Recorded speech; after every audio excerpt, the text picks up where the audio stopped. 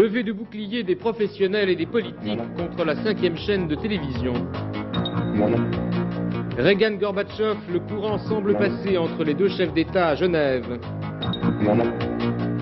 Invité de Soir 3, Michel Barnier, député RPR de Savoie, qui trouve bien du charme à la politique et le dit dans un livre. La page cinéma du mercredi, Henri Chapier a mis Nathalie Baye à la une. Mesdames, Messieurs, bonsoir. Peut-être la 5e chaîne de télévision plaira-t-elle au public, on en jugera à partir du mois de février, mais chez les professionnels et les politiques, c'est peu de dire qu'elle déplaît. Depuis l'annonce la nuit dernière de l'accord signé par le gouvernement avec le tandem Seydoux-Berlusconi, on a vu pleuvoir un déluge de protestations. En résumé, il n'y a guère que le gouvernement pour être vraiment satisfait de cette création. Même certains élus socialistes sont réservés. Quant à l'opposition, elle est franchement contre. C'est une affaire pittoresque, parce que qui choisit-on? Monsieur Berlusconi, qui est un ancien promoteur immobilier reconverti dans la télévision, qui a tué le cinéma italien, qui a tué le service public de télévision italien, et qui était considéré par monsieur Fillou, il y a encore quelques mois, comme vraiment le chien galeux. C'était l'exemple italien à ne pas imiter. Nous sommes catégoriquement opposés à cette décision. Elle est politiquement indigne. On parle de liberté, mais en vérité, on est en train, avec les moyens de l'État, de créer une chaîne pour le Parti socialiste et en accord réel avec la droite, qui espère bien avoir la sienne ou les siennes après 1986. En vérité, c'est un mépris total des téléspectateurs, de la démocratie, du pluralisme et des libertés. C'est bien d'avoir 5 chaînes de télévision. Il n'est pas sûr qu'elle fasse celle-ci la part belle à la création française, sans vouloir faire de procès d'intention, pas forcément confiant au départ. Vous avez l'impression que c'est une décision beaucoup plus politique qu'autre chose? C'est une décision probablement en très haut lieu. Elle marque très nettement que dans notre société et dans notre vie politique, les enjeux sont à l'extérieur de cette enceinte. Vous regrettez que le Parlement n'ait pas eu à débattre de ce problème? Pas suffisamment. Pas suffisamment. C'est venu relativement brutalement. Quant aux cinéastes, quant aux créateurs, eux aussi sont dans l'ensemble très mécontents de cette annonce. En fait, la décision prise hier soir est un coup de poignard dans le dos de l'audiovisuel français. Car en fait, on fait exactement le contraire de ce qui avait été promis à travers le rapport Bredin et aussi à travers la loi Lang, qui prévoyait notamment l'intégrité des œuvres qu'il n'y aura pas sur cette chaîne. En fait, avec quel film, avec quel programme va-t-on faire cela? Avec des stocks qui sont quoi? Des stocks américains ou des sous-produits de séries américaines ou brésiliennes. Ça, c'est inadmissible. En plus, ce monsieur Berlusconi en Italie a été le fossoyeur du cinéma italien. Alors on veut quoi? On veut aussi tuer le cinéma français? Pour faire quoi? Une chaîne à la hâte? Mais cette hâte ne peut que provoquer notre hostilité, et c'est pour ça que nous demandons, les cinéastes, nous demandons l'abrogation des accords, pur et simple. Alors pour comprendre les raisons de ces réactions et de cette inquiétude, il faut examiner l'accord conclu entre le gouvernement et les concessionnaires de cette nouvelle chaîne. On n'en connaît pas tous les termes dans le détail, mais Georges Filiou a tout de même donné des explications ce matin à la presse et cet après-midi devant l'Assemblée nationale. Hélène Rizacher et Anne Rongère. Ouverture de cette première chaîne privée gratuite française le 20 février au plus tard. Elle doit toucher au départ 7 à 8 millions de téléspectateurs, 28 millions d'ici un an. Son capital, français à 60%, avec le groupe industriel de Jérôme Seydoux, italien à 40%, avec Silvio Berlusconi, le magnat de la télévision italienne. Et pour éviter la pagaille à l'italienne, le cahier des charges de la 5 est calqué sur celui du service public. Cette chaîne sera astreinte. Obligation acceptée par les concessionnaires de diffuser 50% de programmes d'origine française. Mais la 5 bénéficie de dérogations quant à la programmation des films et à la publicité qui pourra couper toutes les émissions. En dehors de ces films, on y verra surtout des jeux, des séries, des variétés, pas d'informations au début. Bref, de la télévision commerciale. À ceux qui craignent une invasion de feuilletons américains, Silvio Berlusconi répond: nous avons voulu acheter de nouvelles séries aux États-Unis, elles sont toutes vendues aux Français, on ne peut pas américaniser davantage votre télévision. Vous avez dit téléspaghetti. En principe, le cahier des charges est une garantie, mais en réalité, sa souplesse inquiète, surtout dans le monde du cinéma. Première pomme de discorde, la grille des programmes des films. Le contre-feu, allumé par Georges Filiou, comme sur les chaînes publiques, pas de film le mercredi ni le vendredi soir. Deuxième pomme de discorde, les dates de passage des films. Ici, Net avantage à la nouvelle venue, 2 ans après la sortie des films contre 3 sur les chaînes publiques, à l'exception des films coproduits. Mais ce qui fait le plus de vagues, c'est la publicité. C'est confirmé, la nouvelle venue pourra couper les films par des spots. Les cinéastes montent au créneau. S'il existe des solutions individuelles, s'il en existe, et encore une fois il faut en discuter, il y a effectivement un refus total personnel de collaborer avec cette chaîne, si elle est faite de cette manière-là évidemment, c'est-à-dire un boycott, dire moi je ne veux pas passer mes films. C'est pas si facile parce qu'on n'est pas souvent producteur des films. Alors, est-ce un baroud d'honneur ou va-t-on assister à une cascade de procès pour œuvres dénaturées par la publicité? Et puis dernière question, et non la moindre, et le téléspectateur dans tout cela? Va-t-il calquer son comportement sur celui de son alter ego italien qui a vu Rambo, 1h28 de film, 30 minutes de publicité? Dans un premier temps, les Italiens ont assez bien supporté, accepté cette publicité. Et depuis quelques mois, on sent des réactions. Un sondage a montré que 40% des téléspectateurs italiens changeaient systématiquement de chaîne dès qu'ils voyaient de la publicité à la télévision. Mais les chaînes privées ont réagi à cette réaction en diffusant la publicité au même moment sur toutes les chaînes. Parade et contre-parade, en France, les contre-feux allumés aujourd'hui n'ont pas suffi à rassurer, à moins que le diavolo Berlusconi ne se transforme en ange. Réponse le 20 février. L'accord conclu la nuit dernière prévoit également que cette 5e chaîne sera diffusée plus tard par le satellite de télévision directe TDF1. Un autre canal a été concédé à un groupe de presse britannique, Maxwell, et un 3e à la chaîne culturelle de Pierre Desgroupes. À terme, on voit donc que les Européens s'organisent pour répondre en temps utile aux projets américains, car eux aussi veulent arroser l'Europe avec leurs programmes. Hubert Coudurier. Avec les satellites de télédiffusion directe, les monopoles nationaux français, allemands, britanniques ou espagnols vont voler en éclats. C'est la télévision sans frontières. Les puissantes compagnies américaines se préparent donc à envahir le vieux continent. Dans cette bataille, il importe de passer des alliances pour limiter les gigantesques coûts de production ou les achats d'émissions. L'Italien Berlusconi n'agit pas autrement en négociant un accord avec la France tout en prenant pied sur le marché espagnol. Son but est évident, réduire sa dépendance à l'égard des distributeurs américains, ses principaux fournisseurs. Écarté du marché français, RTL est quant à elle liée à l'éditeur allemand Bertelsmann. Un accord a par ailleurs été passé avec le magnat australien Rupert Murdoch. Reste qu'aujourd'hui, une place est toujours disponible sur le satellite TDF1. Les Français peuvent encore inclure les Luxembourgeois dans cette sainte alliance européenne. Enfin, dernier aspect de la question, et ce n'est sans doute pas le moindre, cette 5e chaîne de télévision est également une affaire politique. Alors, bonne ou mauvaise affaire, et pour qui, Christian Noriat?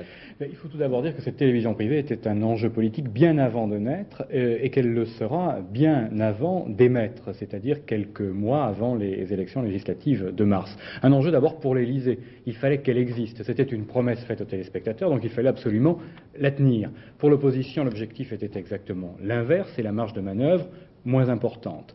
Si ça ne s'était pas fait, cela aurait permis de jouer sur une éventuelle frustration, et c'est certainement la raison pour laquelle il a été dit et répété aux candidats éventuels qu'ils avaient peut-être intérêt à ne pas se lancer dans la bataille avant le mois de mars. Et on a vu les principaux porteurs de projets, notamment RTL et TMC, considérer qu'il n'était peut-être pas urgent de se presser. À gauche, il ne fallait pas laisser ce piège se refermer, et il fallait trouver à tout prix, et vite, un candidat. C'est à ce moment-là que le tandem Seydoux-Berlusconi a joué sa carte et qu'il a emporté le morceau. Intérêt de l'opération, eh bien faire remarquer qu'après avoir permis la création d'un millier de radios privées, la gauche a commencé de faire de même avec la télévision privée. Mais l'argument électoral risquant de ne pas être très payant, c'est là que la deuxième partie du plan prend tout son sens. Il faut imaginer le paysage audiovisuel quelques mois après ces élections du printemps 86. Le service public, 2 chaînes sur 3, ou une chaîne sur 3 sont aux mains d'intérêts privés, Bouygues ou Hersant ou d'autres. La chaîne restée publique est proche du gouvernement. Dans ce cas, le président de la République peut être tenté de compter sur la 5e chaîne née hier soir. Compter sur elle en cas de cohabitation difficile. Apparemment, c'est une opération donc plutôt positive pour lui dans les mois qui viennent. Il restera bien sûr à expliquer à ses amis que ce choix, Seydoux-Berlusconi, est fidèle à la philosophie de la gauche en matière de télévision, et c'est justement là qu'il y a beaucoup de pain sur la planche. L'autre événement important de cette journée, c'est le sommet Reagan-Gorbatchev qui s'est poursuivi aujourd'hui à Genève. Toujours entouré de la même discrétion, les journalistes ont toujours l'image des entretiens, mais pas le son. Cela permet au moins de juger du climat de la rencontre. Il semble bon, puisque les tête-à-tête se sont multipliés. On en est au 4e. Sur place, Memona Afedji-Interman nous relate le film de cette deuxième journée. Messieurs Reagan et Gorbatchev ont passé plus de temps seuls en tête-à-tête qu'en séance plénière entourés de leurs experts. Côté américain, on est précis. La chimie entre les deux hommes a été bonne, a dit le porte-parole américain. Des déclarations de celui-ci, les journalistes ont retenu ceci. Des accords ont été réalisés. Et sur les points de divergence, les experts américains et les experts soviétiques ont été chargés de préparer des rapports aux deux dirigeants qui les examinent en ce moment même au cours du dîner. Il apparaît que M. Gorbatchev a fait bouger sa position. Avant de venir à Genève, le numéro 1 soviétique avait toujours dit que l'initiative de défense stratégique américaine était un obstacle incontournable à la limitation sur les armes nucléaires. Maintenant, d'après les phrases des officiels soviétiques, il ressort que pour Moscou, l'essentiel maintenant, c'est qu'une ère de relations nouvelles commence entre les États-Unis et l'Union soviétique. Pour le moment, le blackout reste maintenu sur les informations. Mais comme d'habitude dans ce type de sommet, le public américain sera le premier informé. On m'a dit que cette nuit, le président américain va parler à la télévision à l'heure des grands journaux télévisés. Et demain, il informera les alliés de l'OTAN à Bruxelles. Déjà, on parle ici d'un sommet historique. Tout se serait si bien passé que M. Gorbatchev irait aux États-Unis l'année prochaine ou en 1987. Genève, Memona Interman, soir 3. En France, le projet de loi sur l'aménagement du temps de travail a finalement été adopté ce matin par le Conseil des ministres. Le Parlement doit en discuter prochainement. Le gouvernement a donc bravé l'opposition de la CGT, de Force ouvrière et dans une moindre mesure de la CFTC. Deux syndicats approuvent ce texte, la CFDT et la CGC. Quant au patronat, on pensait qu'il l'approuverait lui aussi et au contraire, il est plutôt mécontent. Claude Guénaud nous résume l'esprit de cette nouvelle loi. La flexibilité sonne le glas de la semaine de 39 heures. Depuis longtemps, les entreprises souhaitent calculer le temps de travail sur l'année pour moduler les horaires en fonction des commandes. Avec le projet de loi, il sera désormais possible de travailler 41 heures, voire 44 heures certaines semaines, tout en étant payé pour 39 heures. La différence, les heures supplémentaires accumulées ne seront plus obligatoirement rémunérées, mais compensées par des horaires réduits en période creuse ou par des congés payés supplémentaires. En échange, les entreprises devront abaisser la moyenne annuelle à 38 heures sans perte de salaire. C'était une exigence de la CFDT. Mais le CNPF, qui ne veut pas entendre parler de réduction du temps de travail, risque de tout bloquer. En effet, la loi ne sera applicable que dans les branches où il y aura eu un accord. Quant à la CGT et Force ouvrière, cette nouvelle loi risque de réduire le pouvoir d'achat des salariés. Un bon résultat pour le commerce extérieur. En octobre, 1 milliard de francs d'excédent. En septembre, on avait enregistré un déficit de 2,5 milliards. Il reste que le gouvernement ne pourra sans doute pas tenir son objectif. Il prévoyait 15 milliards de déficit à la fin de l'année et on arrivera sans doute à 20 milliards. Les médecins qui ont fait une expérience interdite il y a quelques jours à Amiens sur un malade plongé depuis plusieurs années dans le coma profond savaient à l'évidence qu'ils allaient poser un problème grave à leurs confrères et à l'opinion publique. Et c'est même pour que ce problème soit une nouvelle fois débattu qu'ils ont fait cette expérience. La question qu'ils posent est sérieuse et compliquée. Quelle est la définition de la mort et celle qu'on admettait jusqu'ici doit-elle être révisée? Aurore Molinero. Ce sont des comas profonds. Pas le droit de prélever d'organes, ils ne sont pas en coma dépassé, ils ne sont pas donc morts. Mais il n'y a que 12 ans que l'Académie de médecine a défini la mort cérébrale. Des siècles avant, la mort s'arrêtait avec le souffle. Il y a au moins 7 ou 8 critères très précis qui, quand ils sont tous réunis, donnent une certitude absolue de mort cérébrale. Certitude absolue, c'est très rare en médecine. Je ne crois pas qu'il soit souhaitable qu'il existe une loi, car il s'agit de problèmes qui sont beaucoup mieux résolus je dirais, dans le privé, au coup par coup, que quand ils sont étalés sur la place publique. Dans quelques années peut-être, la démarche de l'équipe d'anesthésistes d'Amiens aura apporté, sinon une loi, du moins peut-être une nouvelle définition de la mort, et le public, inquiet à juste titre par une démarche encore une fois trop spectaculaire en médecine, connaîtra médicalement, légalement, exactement la frontière, celle du pays d'où l'on ne revient pas. On a en général la conviction qu'ils ne sortiront jamais de leur coma, mais c'est une conviction, c'est pas une preuve, n'est-ce pas? Et je ne vois pas d'autre solution que de supporter ce coût. Je dois dire que la collectivité en supporte bien d'autres. Et ces comas prolongés ne sont quand même jamais que quelques centaines. Donc, comparé à ce que va nous coûter le sida et à ce que coûtent déjà les accidents de la route, c'est une dépense que je trouve acceptable.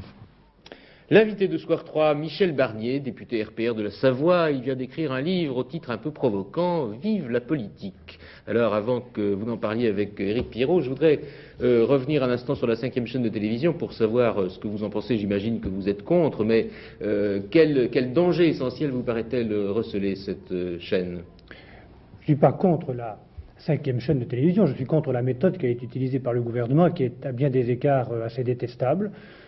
Sur la forme d'abord, cet amendement qui a consisté à faire un hold-up légal sur la Tour Eiffel vendredi à 8 h du soir sans avoir prévenu personne, alors même que Jacques Chirac, maire de Paris, discutait avec TDF de l'usage de la Tour Eiffel. Tout ça n'est pas très convenable. Et puis alors sur le fond, nous avons entendu tout à l'heure les cinéastes, les hommes de communication, les hommes de l'audiovisuel dire ce qu'ils pensaient de cette alliance un peu surprenante avec un promoteur italien qui n'est pas particulièrement connu pour la qualité de ce qu'il fait. Moi, je crois que le gouvernement a choisi, pour des raisons peut-être politiques, de favoriser une solution commerciale, de favoriser l'argent contre la qualité. Je le comprends d'autant moins qu'il y a en France une production cinématographique, une production audiovisuelle qui est la 2e du monde. Pourquoi ne pas s'être appuyé sur cette production française pour bâtir cette chaîne? Alors, dans ce domaine comme dans beaucoup d'autres, je regrette que le gouvernement ait choisi la contrainte plutôt que la confiance et la précipitation surtout à quelques semaines des élections, un peu comme pour prendre des positions et les tenir avant les élections dont on redoute le verdict. Voilà ce que je pense de cette méthode qui n'est pas très convenable. Michel Barnier, vive la politique.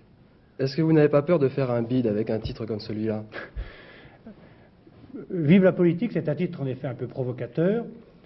J'ai voulu dire un certain nombre de choses avec ce titre. J'ai voulu dire d'abord que la politique était nécessaire dans une démocratie et qu'il n'est pas bon dans une vraie démocratie moderne qu'il y ait une coupure, une sorte de fossé entre les citoyens d'un côté et la classe politique de l'autre. J'ai voulu dire aussi, et à travers beaucoup d'exemples que je vis comme député ou comme président du Conseil général de la Savoie, que la politique, ce n'est pas seulement l'Assemblée nationale, les grands débats nationaux, c'est aussi sur le terrain, dans les villages, dans les communes, dans les quartiers, dans les associations, tout ce que font les gens au-delà de leur vie personnelle pour le destin commun, pour le destin collectif, pour la vie en commun de la société. Puis j'ai voulu dire enfin une sorte d'espoir que dans ce pays, on regarde plus devant nous, vers l'an 2000, dans 15 ans, plutôt que derrière, et qu'on change un peu la méthode du débat politique, qu'on la modernise, que le débat soit plus serein. Ça n'empêchera pas qu'il y ait de grandes passions, de grandes querelles, de grands désaccords. C'est sain qu'il y ait des désaccords, mais peut-être d'une manière plus moderne et plus sereine. Vous écrivez un livre politique, vous êtes gaulliste. Moi, je m'attendais à trouver à l'intérieur beaucoup de citations du général de Gaulle. Je l'ai lu et j'ai trouvé d'abord une citation de Stevie Wonder. C'est quand même curieux. Stevie Wonder est un grand chanteur américain et moi j'aime bien la musique et j'aime bien la musique américaine. Donc je vais l'écouter quand il passe à Paris comme c'était le cas l'année dernière. Pourquoi pas? Je crois que la politique c'est la vie de la cité, c'est la vie de tous les jours et c'est donc des choses sérieuses et puis des moments de détente. Mais dans ce livre, permettez-moi de vous le dire, toute ma fidélité à mon premier engagement, qui d'ailleurs restera ma principale fierté à l'égard du général de Gaulle, se trouve. Tout ce qui m'a marqué quand j'avais 14 ou 15 ans, que je me suis engagé derrière lui, très loin derrière, comme un jeune militant, toute cette fidélité se retrouve à travers ce que je dis et ce que j'essaye de faire aujourd'hui. Alors, seconde surprise, vous écrivez clairement que vous êtes contre le cumul des mandats. Si vous êtes logique avec vous-même, ça veut dire que vous allez voter le projet de loi Fabius qui va dans ce sens. À quelques amendements près, qui toucheront peut-être aux fonctions plutôt qu'aux mandats, je suis prêt à voter ce texte. Alors, ce que je regrette simplement, c'est qu'on le présente un peu, comme on le disait tout à l'heure, au dernier moment, c'est-à-dire à la veille des élections. Et je trouve que le gouvernement est en train de gâcher une bonne idée, une idée que je crois nécessaire dans une démocratie moderne, et que j'ai d'ailleurs appliquée à mon propre cas depuis longtemps, puisque quand j'ai été élu député, j'ai dit que je ne solliciterai pas un troisième mandat, parce que je crois qu'on ne peut pas tout faire et tout faire bien à la fois. Michel Barnier, merci. Football. Voilà, je vous ai retrouvé. Football, donc, il restait un match à disputer ce soir pour la 20e journée de championnat de France et Nantes se déplaçait à Monaco. Michel Drey. Beaucoup d'internationaux sur la pelouse du nouveau stade de Monte-Carlo. Deux belles équipes, Nantes en jaune et Monaco qui dominent en début de rencontre. On parle souvent des coups francs de Platini. Ceux de Gingini ne sont pas mal non plus. 1-0 pour Monaco après 18 minutes de jeu. Le milieu de terrain monégasque a su trouver l'ouverture.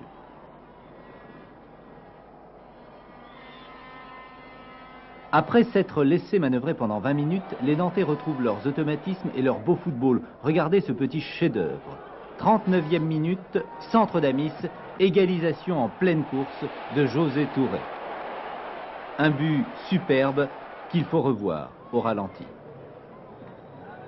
Et Monaco réussit son 12e match nul après 20 soirées de championnat. Nantes est toujours 3e et Monaco occupe la 5e place. Sur le marché financier, toujours le beau fixe pour les valeurs françaises. Le dollar, lui, a poursuivi sa baisse. Henri Loret. Nouvelle, mais il est vrai, très légère baisse du dollar aujourd'hui à Paris. La monnaie américaine fluctue à l'intérieur d'une fourchette singulièrement réduite, laquelle atteste d'ailleurs de la stabilité des marchés. La séance consacrée à la réponse des primes s'est soldée par une nouvelle avance de la Bourse de Paris. La liquidation sera bénéficiaire de près de 14%. Un mois exceptionnel donc. Le marché new-yorkais, lui, a toujours belle allure. Les opérateurs s'intéressent toujours aux valeurs de second plan. Légère baisse du Dow Jones ce soir, dans un marché néanmoins résistant. Puis il y avait également aujourd'hui un tirage du loto. Pour gagner, il fallait jouer la combinaison suivante: 2, 13, 25, 28, 34, 36, numéro complémentaire le 45. Pour demain, si vous voulez jouer au quartet à Vincennes, voici les pronostics de Monsieur Courtine. Sur 20 partants, il a choisi le 6, qui est son joker, le 9, le 18, le 12, le 4, le 17 et le 16. Le temps pour demain, pas d'amélioration, toujours de la neige sur à peu près tout le pays, sauf sur les côtes de la Méditerranée. Sur les régions du nord-est, il pourra également tomber des pluies verglaçantes qui rendront donc les routes très dangereuses. Les températures resteront partout en dessous de 0, sauf près des côtes, où elles pourront aller au maximum jusqu'à plus 2 degrés. Dans un instant, comme chaque mercredi, la page cinéma d'Henri Chapier. Auparavant, je vous rappelle nos deux rendez-vous pour demain. 19h, la première édition avec Richard Tripot, et 22h10 pour notre rendez-vous de la soirée. Et je vous rappelle aussi l'essentiel des nouvelles de ce mercredi. Bonne soirée et à demain. Levée du bouclier chez les professionnels et les politiques contre la 5e chaîne de télévision. À Genève, le courant semble être passé entre Reagan et Gorbatchev.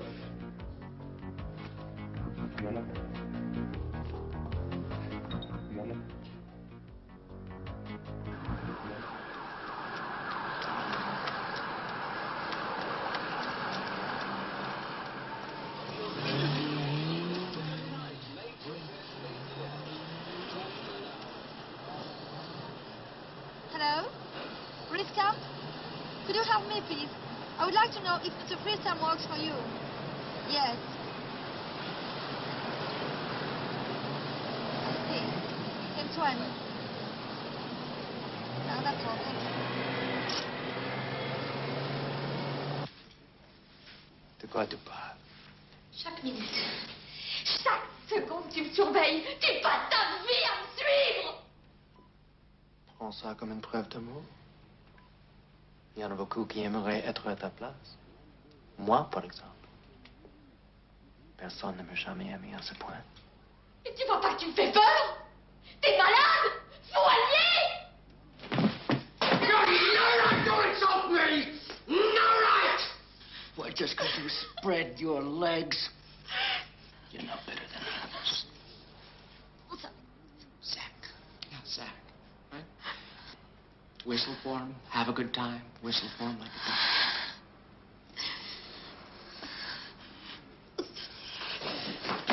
Lune de miel de Patrick Jamin, ce n'est pas seulement l'explosion de Nathalie Baye dans les rues de New York. Je crois que cette fois-ci, vraiment, on tient une très bonne interprétation de Nathalie Baye, et ce n'est pas tout à fait coutumier. Elle bénéficie, bien sûr, d'une immense réputation déjà en France, mais là, elle accède à un autre stade, à un niveau supérieur. Et alors, ce film de Patrick Jamin est un film très étonnant par ce qu'il révèle de l'affreuse atmosphère de New York et de ce qui peut nous guetter si on y prend garde. Bien entendu, il ne faut pas être dupe. C'est un thriller, c'est donc un film policier qui a ses lois, et il faut avoir peur, mais au-delà de cela, il y a quelque chose de très intéressant sur l'enfer des cités modernes. Et ce qui se passe là-bas, tout le monde le sait, risque de se passer 10 ans après ici. Il faut l'éviter.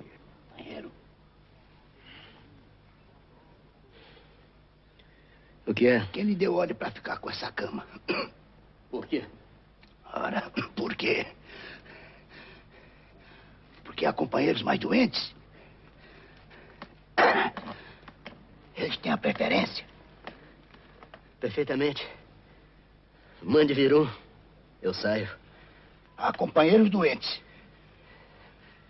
A cama está às suas ordens. Para que repetir isso? É que você agiu como se fosse proprietário dela. Quem lhe deu a ordem? Olha, vamos deixar de conversa. Eu não tenho o menor prazer em deitar-me nesta porcaria. A cama está às suas ordens. Tome conta dela. É sua. Pois fique sabendo que não é para mim. É que você agiu como um pequeno burguês. Não consultou o coletivo. Vá para o inferno!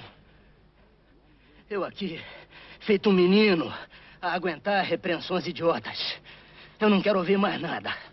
Mais nada, percebe? Mais nada! Esta cama é minha. Dei 5 mil réis por ela. Daqui não saio. É propriedade minha. Sou um propriétario. Um propriétario, entende? N'allez pas croire que toutes les images du film de Nelson Pereira dos Santos soient aussi insoutenables. Il ne s'agit pas du tout d'un documentaire sur les prisons, mais des mémoires d'un grand écrivain, Graciliano Ramos. Il est célèbre et populaire au Brésil, et la période comptée par Nelson Pereira couvre les années 30. Il s'agit de la condition d'un écrivain engagé. Il fait de la prison pour délit d'opinion. Seulement, il profite de ce séjour pour écrire. Et alors là, il va s'apercevoir que toutes les illusions qu'il a nourries pendant de longues années tombent peu à peu devant la réalité des hommes. J'entends la réalité psychologique. C'est une fresque, c'est un film admirable, c'est un film plein de couleurs, de vie, de musique, de passion. Il faut le voir à tout prix, même si c'est un film fleuve. Dans un pays comme le nôtre, un homme comme lui, un écrivain, il a, disons, des qualités d'un dieu culturel.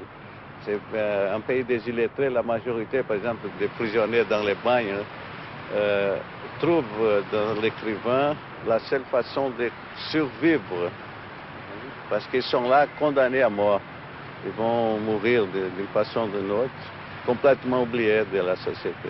Et c'est lui qui transporte la vie en écrivant et en gardant les noms de chacun. Alors votre film, Nelson Pereira dos Santos, il est doublement allégorique, métaphorique, je dirais, parce que d'une part l'écrivain s'évade donc de sa prison par l'écriture, et puis il faut entendre aussi la prison au sens large. C'est la société brésilienne finalement qui est mise en question. Ah oui, dans ce sens, oui. La société brésilienne est représentée dans cette prison. Toutes les couches, les sectaires. Par exemple, la première prison, on trouve là les écrivains, les médecins, enfin, même les officiers de l'armée, ils sont là. Ce sont les couches, disons, moyennes de notre société. Et c'est la prison où disons, le discours est rhétorique. Les gens font semblant d'être quelqu'un d'autre. Hein. Tandis que la dernière prison, dans les bagnes, on trouve là la masse du peuple brésilien. Et bien représenté parce qu'ils travaillent dur, ils ont très peu à manger. Ils sont là ils crèvent de faim, de maladies, etc. Alors les événements auxquels le film fait allusion remontent à 1936. Mais est-ce que malgré tout le film demeure actuel, demeure conforme au Brésil de 1985? Oui, parce que nous n'avons pas beaucoup changé. La société brésilienne garde toujours les mêmes défauts dans l'écriture sociale. Nous avons changé, disons, au point de vue quantité. Nous sommes beaucoup plus qu'en train de se... Mais les rapports sont les mêmes. Tout à fait à l'autre bout du monde, mais beaucoup plus près de nous, c'est l'Autriche-Hongrie qui est évoquée dans le film d'István Szabó. Colonel Redel, c'est une histoire très moderne cependant. Même si le récit commence vers les années 10 et 20, eh bien il s'agit de la lutte d'un juif polonais dans l'Autriche-Hongrie, la lutte pour accéder, en somme, à un statut respectable. Un statut respectable à l'époque, cela voulait dire souvent la carrière militaire. Et pour être accepté, il fallait absolument s'assimiler. Il fallait aussi épouser les thèses politiques du système. Bien entendu, nous avons affaire à un cinéaste hongrois, mais ce cinéaste hongrois n'est pas du tout esclave des thèses de son régime. C'est un être libre.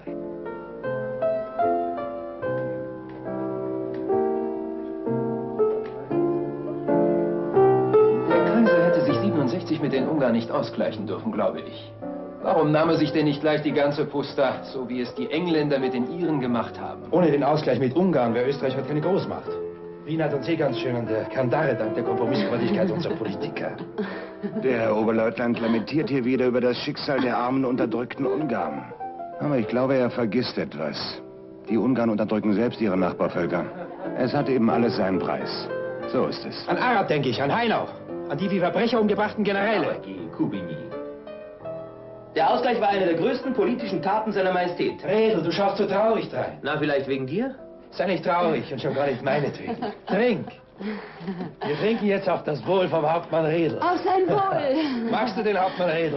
Ja, er ist ein sehr netter Bursch. Hörst du, Alter, man mag dich. Also, trink.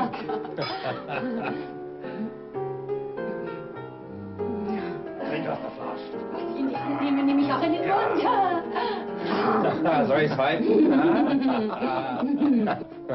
Dieser Redl, der ist doch in Lemberg geboren, nicht wahr? Und du in Pommern ist doch egal.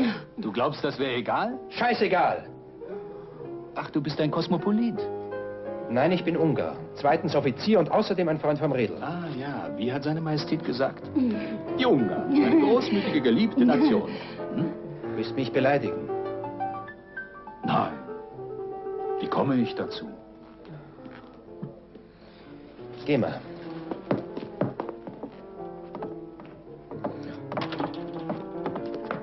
Nanu, Baron, willst du mich betrügen? Ja. Und wie?